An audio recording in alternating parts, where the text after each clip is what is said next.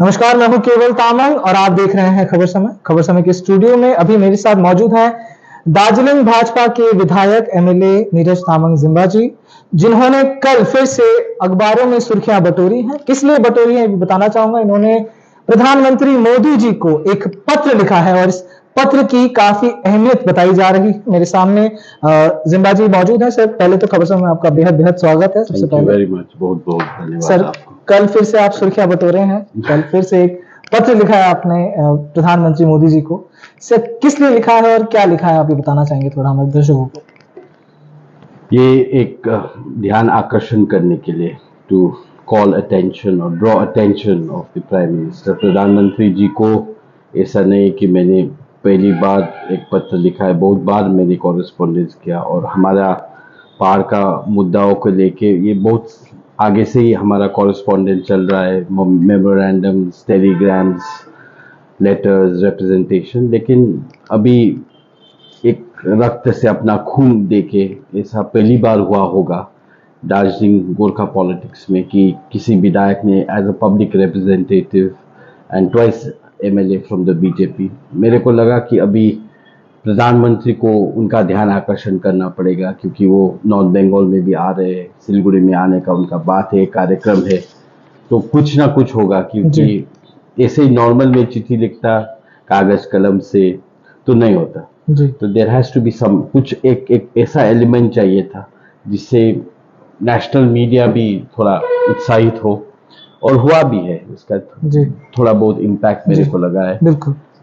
तो इसलिए ध्यान आकर्षण करने के लिए, और we want a high level intervention कि प्रधानमंत्री की तरफ से भी कुछ हो। अब तक जितना भी काम हुआ है होम मिनिस्ट्री तक हुआ है, होम मिनिस्ट्री का ही मामला है, फिर भी अल्टीमेट डिसीजन प्राइम मिनिस्टर का होगा, फाइनल कॉल प्राइम मिनिस्टर का होगा। पॉलिटिकल कमिटमेंट एंड विल अगर प्राइम मिनिस्टर मोदी सरकार दिखाएगा तो गोरखा का कुछ होगा, इसलिए मैंने ये पत्रचार किया। तभी सभी दर्शकों को बताना चाहूंगा, इसी विषय पर आज हम ये चर्चा करने वाले हैं। और कल जिस पत्र की बात कर रहे हैं नीरज जिम्बा जी, जिन्होंने प्रधानमंत्री हमारे जो नरेंद्र मोदी जी हैं उनको एक पत्र लिखा है, अपने रक्त से लिखा है, इसी को ध्यान आकर्षित करने के लिए कि गोरखाओं की जो समस्याएं हैं उन पर ध्यान आकर्षित करने के लिए ही इन्होंने एक पत्र लिखा है। और इस पत्र को मैं अगर पढ़ता हूं तो काफी बारीकियों से शब्द का उपयोग किया गया है। सर, आपने ये भी कहा है कि गोरखा का सपना मेरा सपना है, उनका रहा है, पॉलिटिकल मैनिफेस्टो रहा है 15 सालों से।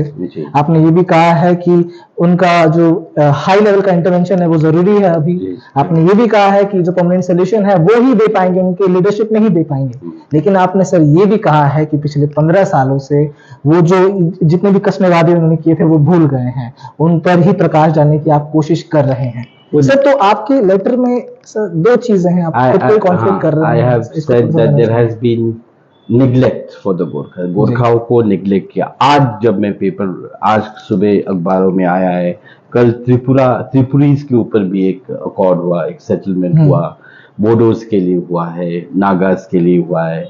जो अलगाववादी नागा थे, जो हाइडिंग में थे, अंडरग्राउंड थे, उनको बुला के प्रधानमंत्री ने बात किया। कश्मीरीज के ऊपर भी भारत देश ने 17वीं लोकसभा, तो देखा जाए तो लगता है कि ये कश्मीर के ऊपर ही 17वीं लोकसभा पूरा हुआ। जब मेडन सेशन शुरू हुआ तब आर्टिकल 370 के ऊपर, और जब एंडिंग 17 लोकसभा का कंक्लूजन था, इंटरिम बजट भी आ रहा था, तो वहां पे कश्मीरियों का ट्राइबल स्टेटस, शेड्यूल कास्ट और शेड्यूल ट्राइब के ऊपर हुआ। लेकिन इतना पेट्रियोटिक और नेशनलिस्ट गोरखा का इशू है भारत में, और this is a burning national issue. Gorkha का इशू एक burning national issue, it is, ये राष्ट्र के हित पे होना चाहिए। गोरखा के लिए खास आमतौर पे हम लोग कुछ नहीं मांग रहे, लेकिन भारत देश को फायदा होगा अगर गोरखा के इशू समाधान होगा। ये बॉर्डर एरिया है, चिकन नेक है, हम लोग ऐसे बोलते हैं। सो इसलिए मेरा लेटर में थोड़ा कॉन्ट्राडिक्शन हो सकता है। After all I am also human being, क्योंकि अभी स्पष्ट कुछ नहीं हुआ है। 15 साल का बात हम करते हैं, लेकिन 5 साल आगे का 5 साल जब जसवंत सिंह जी आए थे तो एनडीए का सरकार नहीं बना था, यूपीए का आया था, उसको माइनस करके भी अहलुवालिया जी और राजू बिस्टस का जो हम टेन्योर लेते, कुछ ना कुछ होना चाहिए था, कुछ ना कुछ।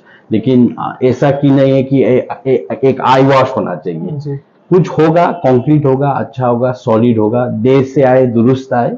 और हम ये भी जानते हैं कि कुछ अच्छा होने के लिए प्रतीक्षा करना पड़ेगा, क्योंकि हम लोग का पॉलिटिकल इश्यूज जो है और पॉलिटिकल सोल्यूशन जो मांग रहा है, दिस इज वेरी डिफिकल्ट। जी क्योंकि भौगोलिक दृष्टिकोण से देखिए, राजनीतिक दृष्टिकोण से देखिए, तो हम लोग का थोड़ा बहुत कॉम्प्लिकेटेड इश्यूज जी है। जी सर, आपने इस लेटर में ये भी मेंशन किया है कि this unsettling reality is a stark reflection of the lack of political will Absolutely. within the central government. Yes, that's Sir, true. lack of political will. Yes. Sir, बीजेपीएम के जो प्रेसिडेंट हैं अमित थापा जी, वो भी यही बोलते हैं कि गोरखाओं को निग्लेक्ट किया जा रहा है सेंट्रल गवर्नमेंट की तरफ से।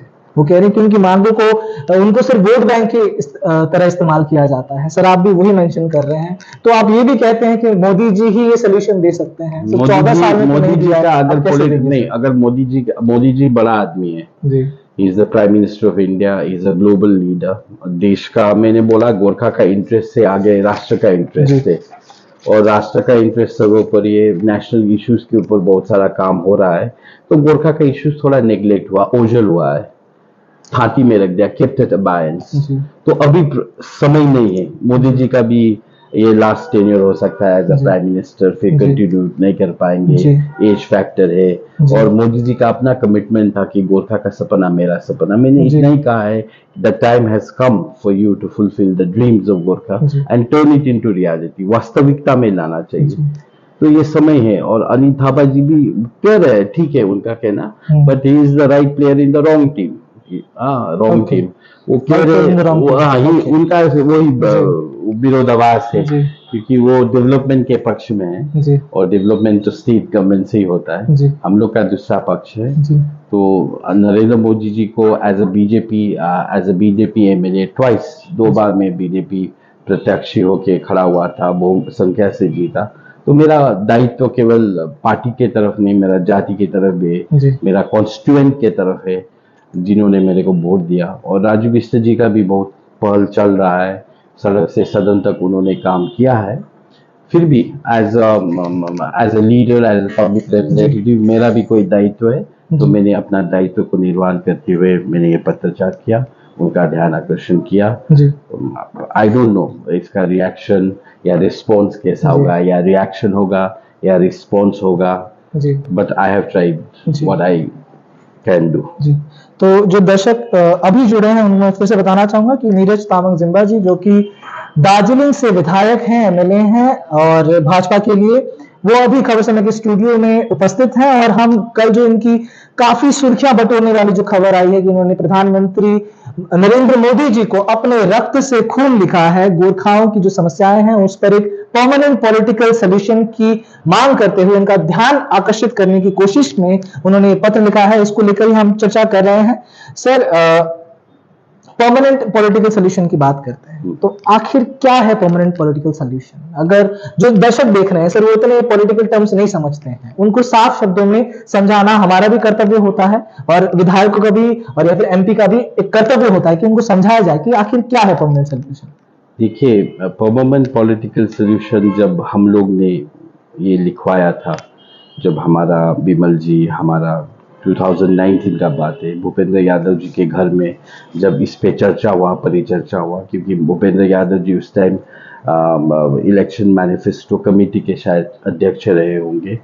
तो तब परमानेंट एक स्टेलमेट था, रात का 3 बजे तक कोई ठोस चीज नहीं आया था जिसको हम डाल सकते थे। वो लोग चाहते थे कि गोरखालैंड ही हो, हम चाहते थे कि परमानेंट सोल्यूशन गोरखालैंड शब्द ही आए। लेकिन बंगाल में चुनाव था, तो बंगाल से शायद ऑब्जेक्शन हुआ होगा गोरखालैंड बोल के लड़ने से, 41 सीट्स पे एडवर्स इफेक्ट हो सकता था। ये सब चीज को लेके उस समय एक माहौल था, कोई सोल्यूशन नहीं आ रहा था, कोई अप्रोप्रिएट वर्ड नहीं आ रहा था। तब ये परमानेंट पॉलिटिकल सोल्यूशन आया। परमानेंट पॉलिटिकल सोल्यूशन हम लोग के लिए, स्टेक होल्डर्स के लिए, तो गोरखालैंड ही है, अलग राज्य ही है, क्योंकि अल्टीमेटली हमारा एस्पिरेशन तो अलग, बंगाल से अलग होना है, अपना अपना खुद का राज्य होना है।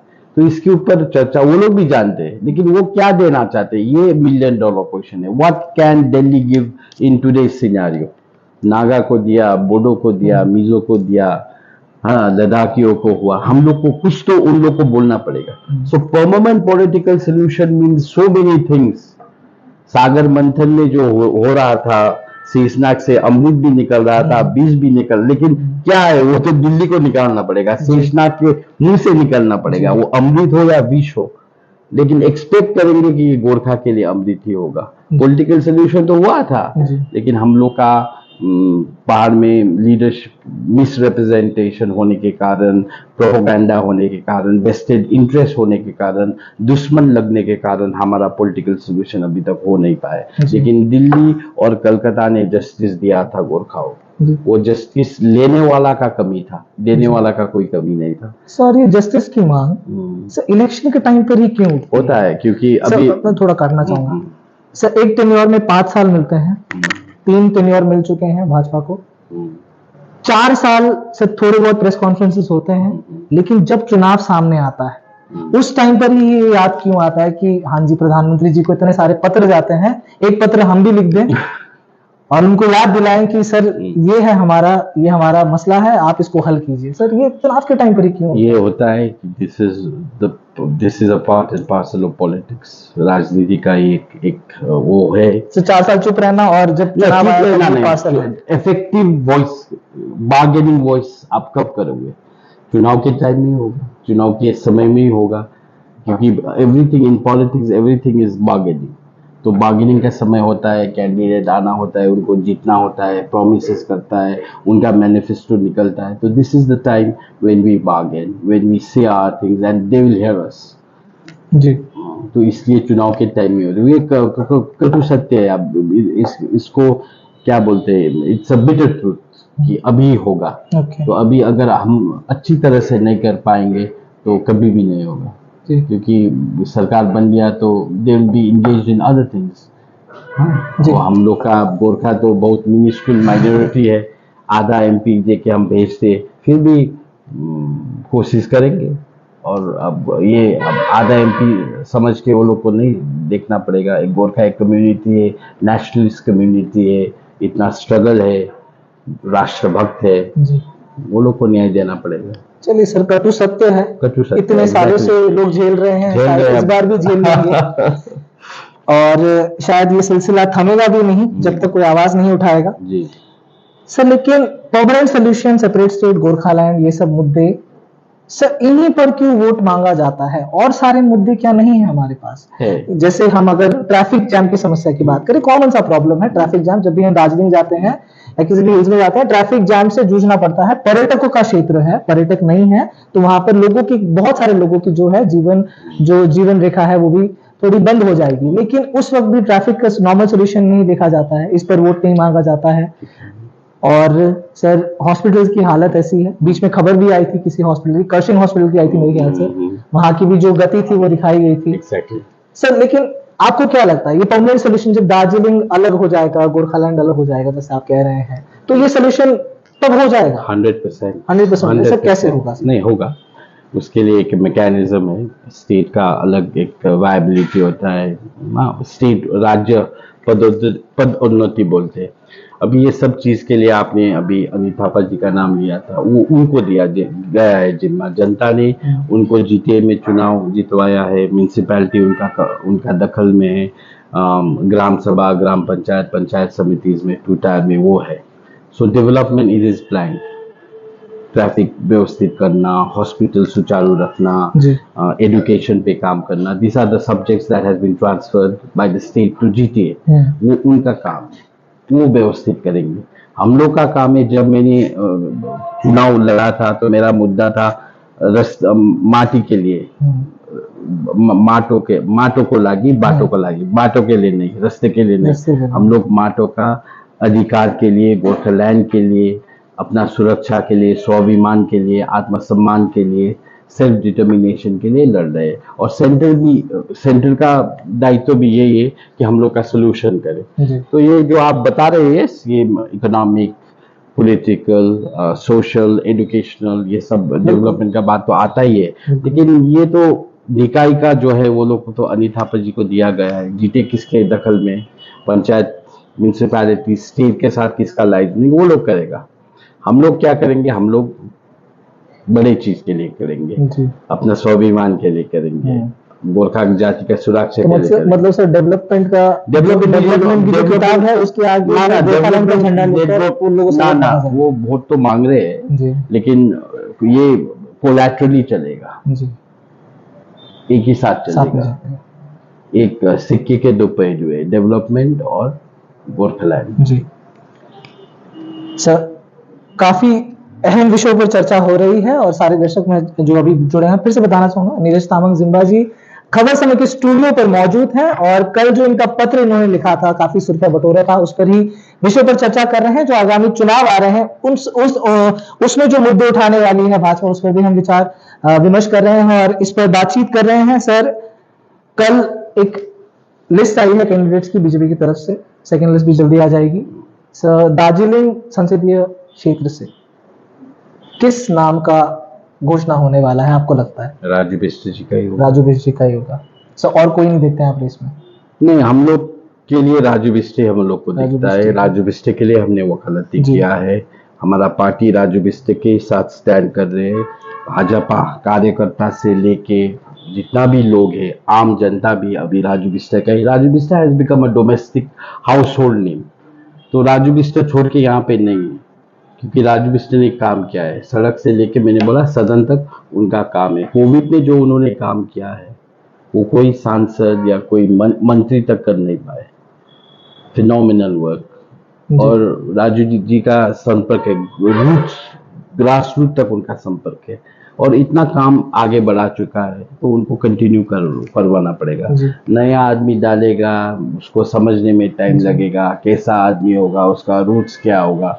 हमारे यहाँ अलग है, 365 डेज का समस्या है, वो नाम चल रहा है, लेकिन वो लोग घातक होगा, बीजेपी के लिए घातक होगा। अनित थापा जी की बात कर रहे थे, आपने कहा कि उनको पदभार दिया गया है दार्जिलिंग को डेवलपमेंट की राह पर ले जाने के लिए। उनका कोर आइडियोलॉजी भी है सर। उन्हीं का एक शब्द है, उन्हीं का एक सेंटेंस है जो उन्होंने बोला था कि राजू बिष्ट की कोई बात सुनता नहीं है भाजपा में। हायर लेवल में जो अथॉरिटीज में जो बड़े नेता है, वरिष्ठ नेता है, उनकी बात वहां तक पहुंचती नहीं है राजू बिष्ट। तो क्या अनित जी का सुनता है क्या? सर, वही मैं आपसे पूछ रहा हूँ, क्या नहीं पहुंचती है? तभी ये सब जो 5 साल उनकी गए हैं, उसमें भी वो एक परमानेंट सोल्यूशन की जो वो मांग करते रहे हैं, वो नहीं मिला है। ना, ऐसा नहीं है, ऐसा नहीं है।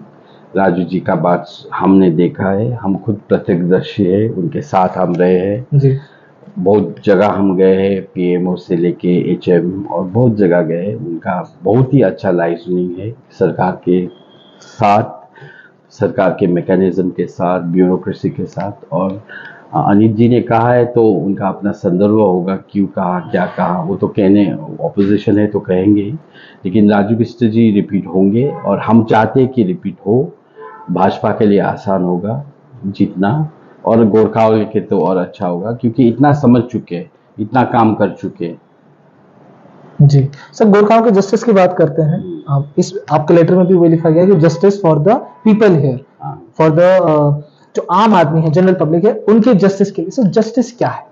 जस्टिस की बात करें, जस्टिस इनजस्टिस क्या हुआ है? इनजस्टिस क्यों नहीं हुआ? ये देखिए, इनजस्टिस ही हुआ है आज तक। सर, किसने किया इनजस्टिस? अब देखिए हम लोग को किस तरह से रखा गया है, ये तो ह्यूमन जू है। दार्जिलिंग मोड़ से ऊपर तो ह्यूमन जू बना के रखा है। 15 साल से तो 15 साल से नहीं है, छोड़िए, ये तो बहुत आगे से। भाजपा 15 साल से नहीं है, भाजपा 10 साल से जी। और अब 10 साल से तो भाजपा का ध्यान आकर्षण करने के लिए, प्रधानमंत्री को अपना कमिटमेंट रिमाइंड करने के लिए पत्रचार हुआ है कि हम लोग को जस्टिस चाहिए, गोरखाओं को भी न्याय चाहिए। जैसा बिहारियों को न्याय मिला, नागाओं को न्याय मिला, मराठी को न्याय मिला, आंध्राओं को न्याय मिला, गोरखाओं को भी न्याय मिला। प्रधानमंत्री जी इतना बिजी हैं सर, उनको ध्यान आकर्षित करने के लिए आपको अपने रक्त से लेटर लिखना पड़ रहा है। सर, इस बार सुनेंगे आपकी बात? जरूर। ये सिर्फ मेरा लेटर नहीं है, ये जनता के तरफ से, जनता का रिप्रेजेंटेटिव होके मैंने एक आवाज, जनता के आवाज पे एक आवाज दिया है। तो मेरे को पूर्ण विश्वास है कि 9 तारीख को कुछ न कुछ प्रधानमंत्री जी अनाउंस करेंगे, और अनाउंसमेंट ही नहीं, कुछ काम भी होगा, क्योंकि ये this is a continuous government. इसमें कोई ट्रांजैक्शन ब्रेक होने का चांसेस नहीं है, क्योंकि मई तक तो हमारा सरकार बनेगा और उसमें एज अ कॉन्स्टिट्यूएंट जीएनएलएफ भी एनडीए का एक पार्टनर होने के कारण भले ही हम लोग का एमपी ना हो अपना टिकट पे, जी। लेकिन अलायंस के तौर पे हम लोग का सरकार बनेगा और गोरखाओं को जस्टिस मिलेगा। और जस्टिस माने आपने पूछा था जस्टिस क्या है, वही है कि सबको जस्टिस मिला, हमको नहीं मिला। एक हम लोग को गोरखाओं को जस्टिस मिलेगा और justice definition of political justice वो हम बाद में बताएंगे, लेकिन परमानेंट पॉलिटिकल सोल्यूशन होने से ही हम लोग को जस्टिस होगा। जी बिल्कुल। जब प्रधानमंत्री मोदी जी 9 तारीख को यहाँ पर जब आएंगे तो हम भी आशा करते हैं कि पहाड़ के लिए कुछ ना कुछ खुशखबरी जरूर लेकर आएंगे। और मेरे साथ पहाड़ तराई डोर्स के लिए मुख्यतः जो इनकी जो मांग है उसको भी जरूर सुनेंगे, क्योंकि इन्होंने अपने रक्त से खून लिखा है, सुनना ही पड़ेगा लग रहा है। तो मेरे साथ नीरज दामन जिम्बा जी मौजूद हैं खबर समय के स्टूडियो पर। सब कुछ बोलना चाहेंगे कल के पत्र को लेकर, सीधे रूबरू होकर हमारे दर्शकों से। नहीं, मैंने जनता का मूड को देखते हुए और अभी का पॉलिटिकल सिचुएशन को एनालाइज करते हुए बहुत सोच समझ के, although I got inspired from one event, कि मेरे पास तो ऐसा रेपेटुआ ऑफ आइडियाज होते ही रहते हैं बियॉन्ड पॉलिटिक्स का। बहुत सारे चीज़ में थोड़ा हटके करता हूँ, थोड़ा अचंभित होता है आदमी, कोई क्रिटिसिज्म भी होता है। जो लोग नहीं कर पाते वो लोग बोलते हैं क्या किया, शेरलॉक होम्स का क्या क्या लिखता है वो अपना ही वो जो नहीं कर पाते होता है, लेकिन मैंने तहे दिल से ये किया है और बहुत सोच समझ के किया है। और आई ऑनेस्टली बिलीव कि मेरे को लगता है कि with hand on my heart कि कुछ ना कुछ इसका सकारात्मक नतीजा आएगा, क्योंकि मोदी जी भी एक इंसान है, एक ह्यूमन है, उनका पास ह्यूमन टच है और गोरखा को बहुत प्यार करने वाला आदमी है। इतना हुआ है कि पॉलिटिकल जस्टिस अभी तक मिला नहीं है केंद्र की तरफ से, क्योंकि हाँ बहुत सारा इंटरस्टेट कॉन्फ्लिक्ट है, क्योंकि बुलाया गया था डायलॉग पे, बंगाल सरकार नहीं आया, वो संज्ञान में लिया हुआ है सेंटर। डायलॉग क्यों आप बोलेंगे कि डायलॉग क्यों कंटिन्यूस नहीं हुआ, क्योंकि डायलॉग का मीनिंग फेल हो गया। बंगाल की तरफ से कोई रिस्पॉन्स नहीं है, इतना बार बुलाता है नहीं आता है, चीफ सेक्रेटरी ने लेटर बहुत बार डिनाई कर दिया, रेसिडेंट कमिश्नर को भेजता है, होम मिनिस्टर प्रेजेंट है और बंगाल की तरफ से रेसिडेंट कमिश्नर है, that is a breach of protocol, अवहेलना हुआ है। तो ये सब चीज उन्होंने संज्ञान किया है। One fine morning will definitely come, there is an element of surprise. 26 में भी सरकार परिवर्तन होगा, तब डबल इंजन का होगा बोलते हैं ऐसे, कि बंगाल में भी बीजेपी होगा, केंद्र में भी बीजेपी होगा, तो गोरखाओं को जस्टिस डेफिनेटली मिलेगा। There is light at the end of the tunnel. भगवान के घर में, ईश्वर के घर में देर है अंधेर नहीं, ये सब चीज मैं बताना चाहता हूँ। और इस बार भी हमको प्रधानमंत्री जी ही, भारतीय जनता पार्टी ही सरकार बनाएगी और इसमें गोरखा अछूता नहीं होना चाहिए, गोरखा को भी पार्टिसिपेट करना पड़ेगा। और दूसरा ऑप्शन भी नहीं हम लोग के, व्हाट अदर ऑप्शन भी है। जो बोल रहा है, जिसने अपना घोषणा पत्र में, मैनिफेस्टो में प्रधानमंत्री स्वयं ने खुद अपने मुखारबिंद से कहा है कि गोरखा का सपना मेरा सपना, और political commitment resolution of the Gorkhas बोल के डाला है। राम मंदिर भी वहां था, आर्टिकल 370 भी था। देर सवेर थोड़ा कोई आगे हुआ, कोई थोड़ा पीछे हुआ, कोई घुमा के कोर्ट से करना पड़ा, कोई डायरेक्ट पॉलिटिकल डिसीजन होगा।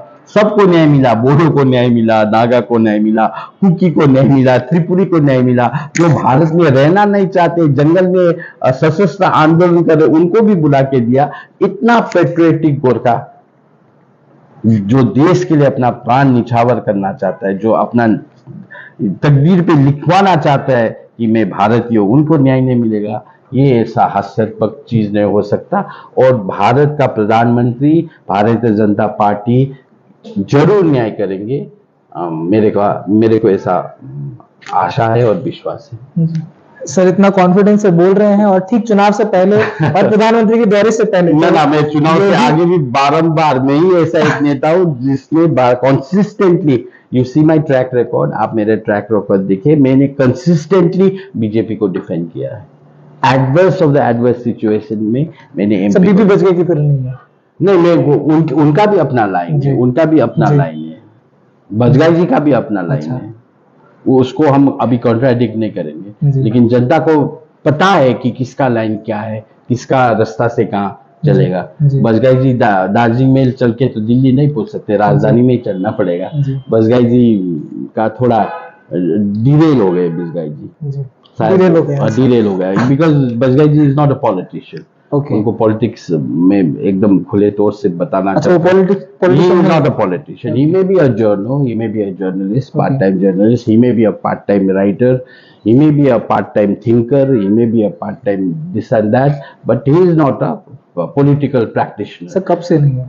नहीं, अभी तो हुआ है, चुनाव के आगे तो पॉलिटिक्स में आया है। अच्छा। नहीं तो वो तो पार्ट टाइम पॉलिटिक्स के, वो तो कवि है, 2-3 किताब है उनका, जर्नलिस्ट थे। जी हाँ, उनका पीए होगा, कोई भूतपूर्व मुख्यमंत्री का पीए होगा, लेकिन पॉलिटिक्स का अलग विधा है। कुछ भी है लेकिन पॉलिटिशियन बिल्कुल नहीं। पॉलिटिशियन अगर होते तो उनका आज अलग सम्मान तो उनकी होता। बातों को सीरियसली नहीं लेना चाहिए। नहीं, बिल्कुल नहीं, बिल्कुल नहीं। ठीक है तो सर अपना लेटर दिखाना चाहेंगे हमारे दर्शकों को? जी, ये this is the colour xerox. Original letter तो मैंने देख लिया है। प्रधानमंत्री जी को भेज दिया है। जी मैं ये पेन से, ये कैलीग्राफिक पेन है, जी और मैंने ये 2 ब्लड लिया था, हाँ, जी। तो इससे ही मैंने लिखा है। तो गोरखाओं के हक के लिए बीजेपी के विधायक नीरज जिम्बा जी को अपना खून देना पड़ा, तो चुनाव से पहले ही और प्रधानमंत्री के समय मैं तो जिंदा हूँ, खून दे के भी जिंदा हूँ। हमारा हजारों लोग अपना प्राण का आहुति दे चुके। मोर देन 2000 पीपल, 2000 से ज्यादा शहीद हुए हम लोग का। ऑफिशियल में तो 1200 और 1200 कितना होगा, लेकिन अनऑफिशियली बहुत लोग ने अपना प्राण का आहुति दिया है। हाँ, तो उनके तरफ से ही मेरा उनको श्रद्धांजलि है। जी बिल्कुल। तो प्रधानमंत्री का ध्यान आकर्षित करने के लिए अपने रक्त से इन्होंने लेटर लिखा है, और ये आशा करते हैं कि प्रधानमंत्री इनकी गुहार जरूर सुनेंगे और पहाड़ के जो गोरखा हैं, जो हमारे गोरखा लोग हैं, उनके हक के लिए कुछ ना कुछ जरूर करेंगे। और प्रधानमंत्री के दौरे से पहले ही इन्होंने इतने कॉन्फिडेंस के साथ कहा है, राजू बिष्ट भी वही सुर में है, उसी सुर में बोल रहे हैं कि कुछ ना कुछ जरूर करने वाले हैं। तो हम भी आशा करते हैं कि प्रधानमंत्री का जो दौरा होने वाला है 9 मार्च को, उसमें वो कुछ ना कुछ संभवत दार्जिलिंग तराई डुवर्स के लिए कुछ ना कुछ घोषणा जरूर करेंगे। इसी के साथ नीरज तामंग जिम्बा जी खबर समय के स्टूडियो पर हमारे साथ मौजूद थे। कल इन्होंने जो पत्र लिखा था प्रधानमंत्री नरेंद्र मोदी जी को अपने रक्त से, इसी को लेकर इन्होंने सुर्खियां बटोरी थी। इसी के तहत हमने विभिन्न मुद्दों पर आज बातचीत की है। आपका बेहद शुक्रिया सर हमारे स्टूडियो में आने के लिए, और हमारे तमाम दर्शकों को हमको देखने के लिए बेहद शुक्रिया। ऐसे ही महत्वपूर्ण जानकारी को जानने के लिए हमारे साथ बने रहें और देखते रहें खबर समय, हर समय खबर समय। धन्यवाद।